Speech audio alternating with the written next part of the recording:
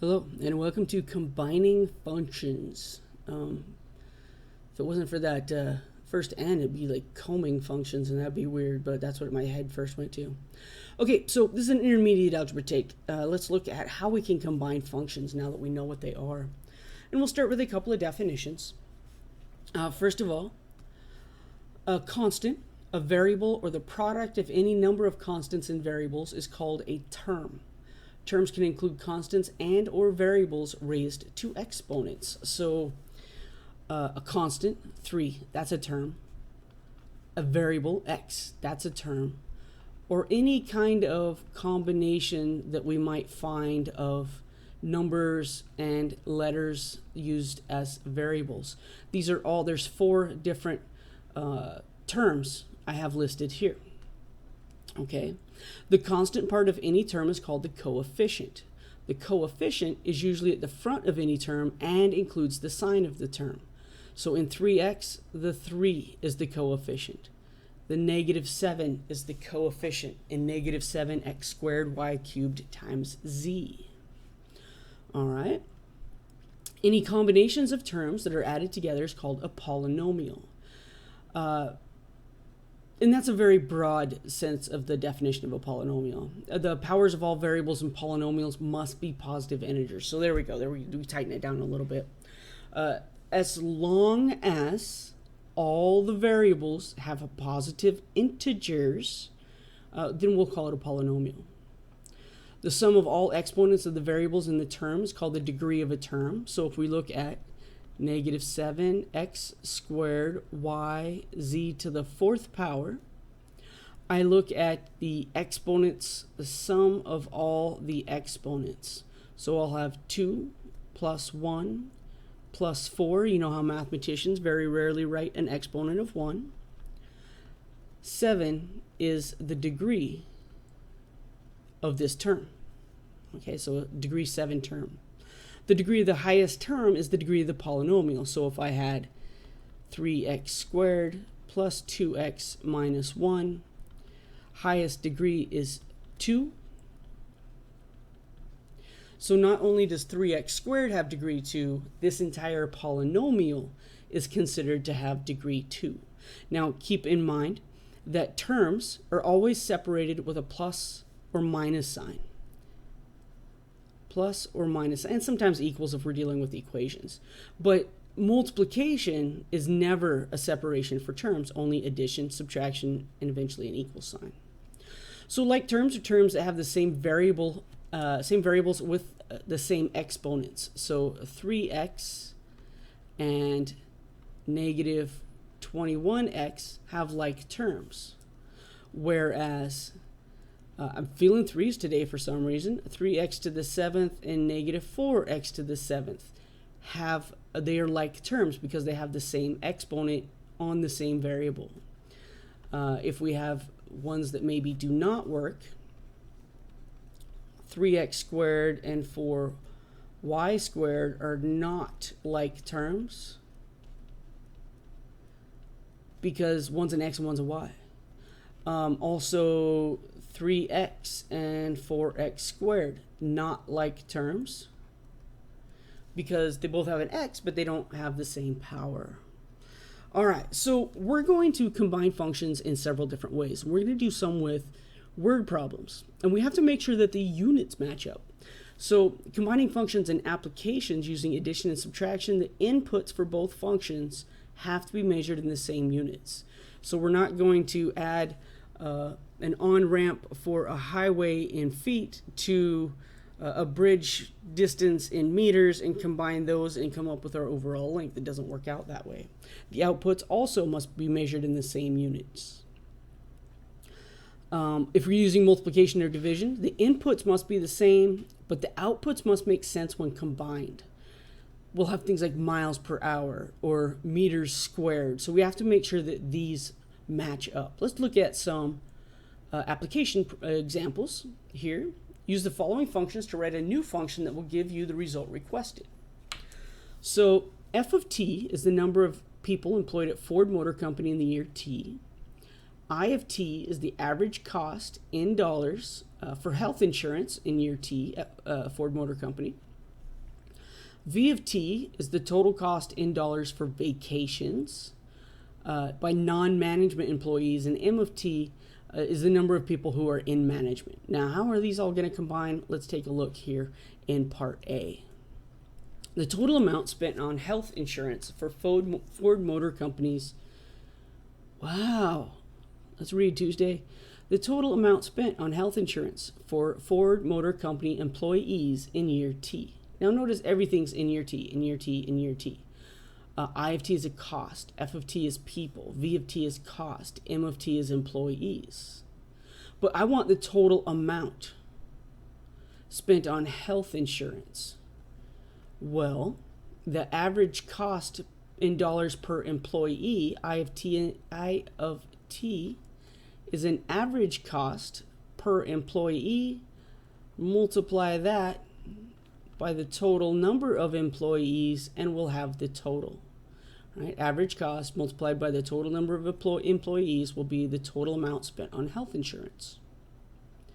The number of non-management employees at Ford Motor Company in year T. Well, I know that F of t is all the people. So if I subtract out the management, I'll be left with non-management employees. All right. The average cost per non-management employee for vacations. The total cost for vacations by non-management employees. All right, so I know the total cost, but because I want the average cost, I have to divide by the number of employees. And non-management employees, let's not reinvent the wheel here. We just answered that in the previous question. So we can put these functions that actually represent people, cost, an average cost, a total cost, a number of employees of a certain division. We can put these together in meaningful ways and still end up with meaningful results. Now, we're not going to even pretend to do these types of word problems, but you can see how they fit together. Let's see what the math behind it is. So how do we combine functions? It turns out that when we're adding two functions, really all we have to do is take f of x and add to it, in this case, our g of x. So my f of x is 5x plus 6. I'm going to add to that g of x, 2x minus 9. Now we add like terms. The 5x and the 2x gives us a 7x. The 6 and the minus 9 make a negative 3. And we now have a new function.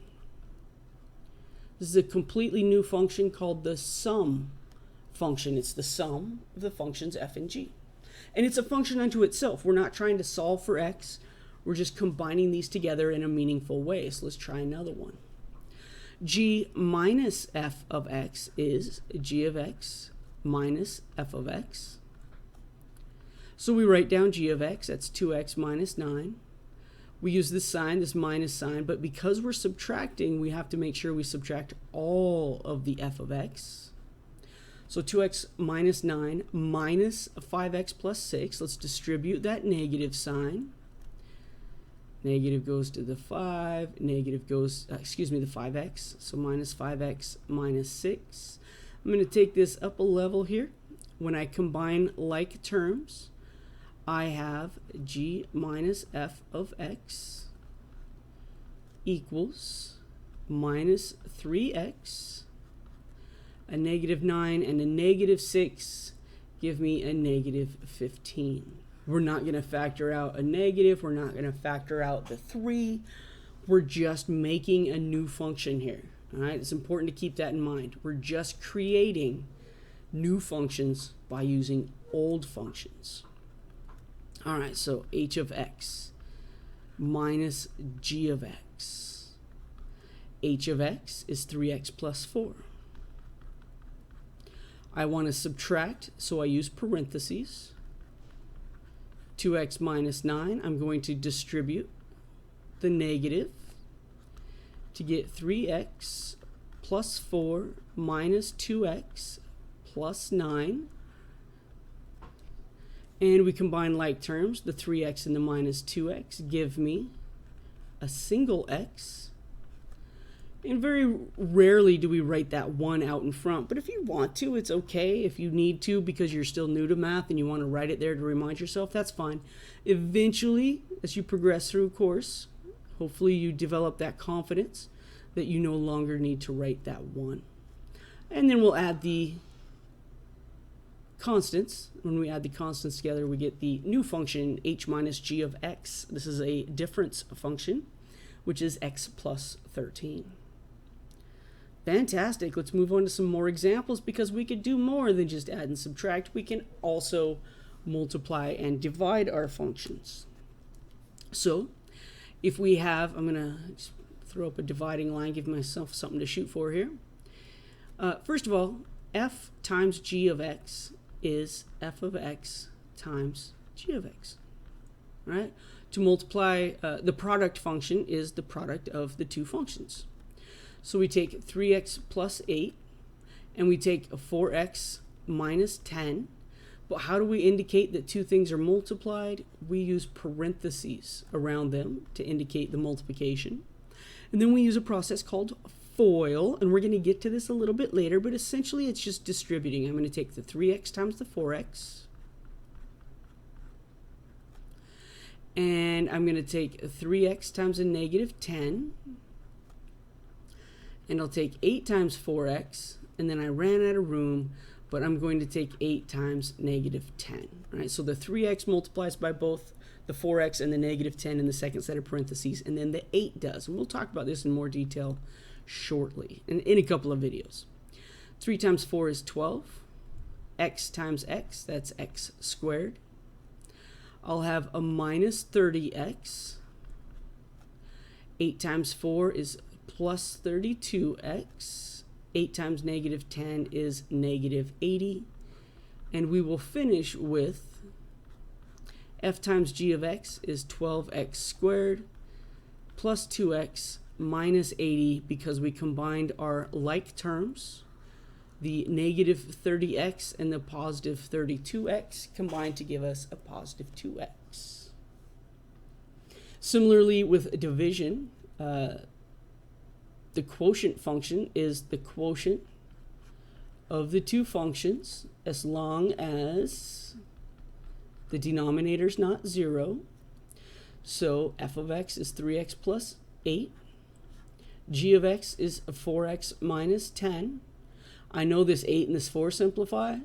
I know this 8 and this 10 simplify. I know the 8, the 4, and the 10 all together could simplify, but this 3 messes it up. Remember, we can only cancel if we're factoring it out. So if we could write it as a multiplication problem, this one can't be. That's it. This is f over g of x. And usually we'll put that in parentheses. We do make the disclaimer here that 4x minus 10 cannot be 0 because we can't divide by a 0. So it's always a good idea, let's add 10 to both sides and then divide by 4 and then simplify. So we can only find this quotient function, quotient because that's the result of a division, if x is not 5 halves. If x is 5 halves, that's not going to work for us. All the rest of the time, it's all good. All right, last set of examples. Let's perform the indicated operations and simplify. So when we're adding anything, the parentheses are just kind of letting us see, oh, here's the first thing, here's the second, let's add them together. I have 3m cubed n squared and 4m cubed n squared. That makes 7 of them because I'm adding. And then I have a 5m squared n. Oh, no m squared n's over there. And then I will have a minus 2mn. I'm trying to save all my constant terms for the last. A minus 4 plus a minus 6 is a minus 10. So I make sure that all the variables are exactly the same before I add the coefficients. 5m squared n is not a like term with minus 2mn because there's no squared on the m, so they had to remain separate. Okay, with a subtraction problem, we're going to change that to addition. and then change the sign of everything that follows.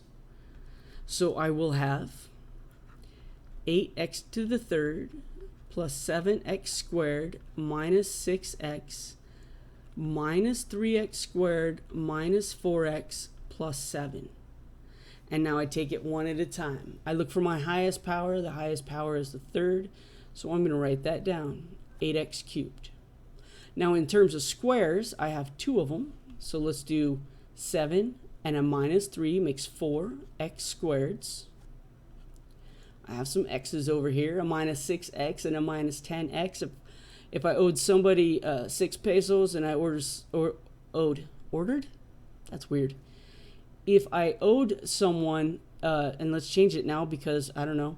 If I owed someone 6 drachma and I owed someone else 4 drachma, I would owe 10 drachma total. And that's why the x value doesn't change when we add and subtract. The power on the x does not change through addition and subtraction. It only changes through multiplication, and we'll see later through division. All right, so let's do this idea of multiplying through. So I'm going to multiply the 3a times the 4a, and then I'm going to multiply 3a times a negative 5,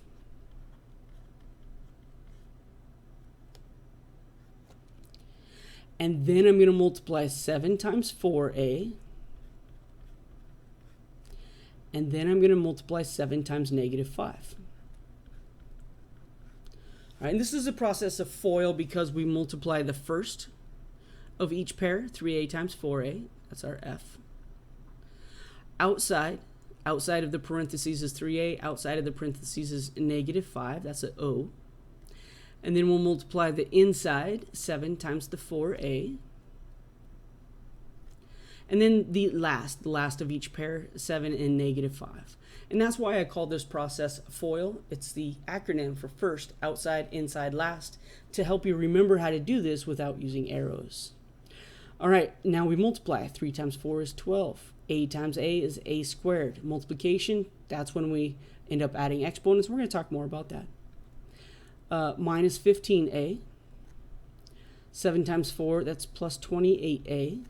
7 times a negative 5, that's minus 35. Let's move this over here, and I'll have 12a squared minus 15a, and a positive 28a is a positive 13a minus 35. And this is our answer. I didn't circle our first answer because it's the only thing we wrote down, but the rest of them I'm going to circle to make sure you can find our answers at the end.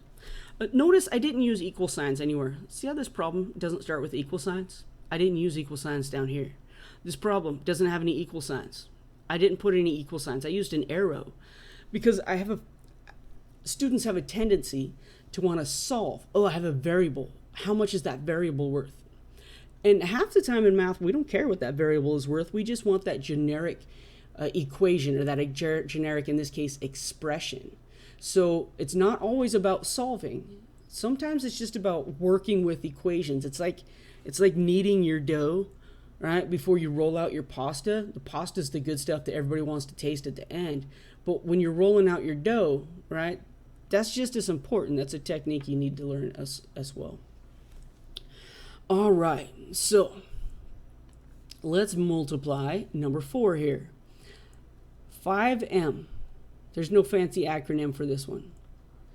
5m is going to get multiplied by everything in the next set of parentheses. So 5m times m squared plus 5m times 4m plus 5m times negative 4. To that, we're going to add 2 multiplied by everything in the next set of parentheses. So I'll have plus 2 times m squared plus 2 times 4m plus 2 times negative 4. So let's do these multiplications. The highest power here is squared, so when you can't read my writing, it's a squared. 5 times 1 is 5. If I have an m and I multiply by 2 more, I'll now have m to the third. 5 times 4 is 20m squared. 5 times a negative 4 is negative 20m. And then with the red terms, we'll have a plus 2m squared plus 8m and minus 8. Now notice I have a cube here, so a 5m to the third. It's the only to the third. 20m squared and 2m squared, that's going to be 22m squared. Minus 20m and a plus 8m, that's a minus 12m. And then this negative 8 is the only thing I haven't used yet, so we make sure we keep it as well. We don't factor, we don't solve, we don't cancel, we just combine these functions to see what we get out of them once we do so. That's it for this video. Thanks for watching Combining Functions.